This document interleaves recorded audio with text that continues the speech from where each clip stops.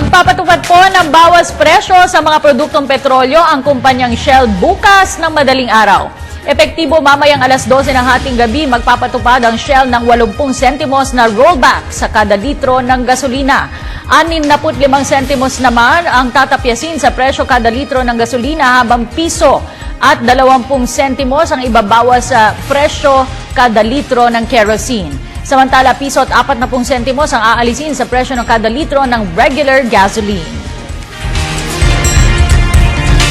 Asahan na ang dagdag bawas sa singil ng tubig ng ilang water companies sa susunod na buwan.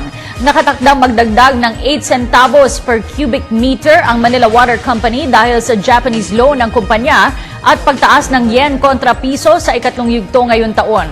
Habang ang Maynilad naman ay magbababa ng 22 sentimos kada 10 cubic meters ng sigil sa tubig dahil umano sa paglakas ng piso kontra dolyar. Epektibo ngayong Oktubre ang nasabing pagbabago sa singil ng tubig.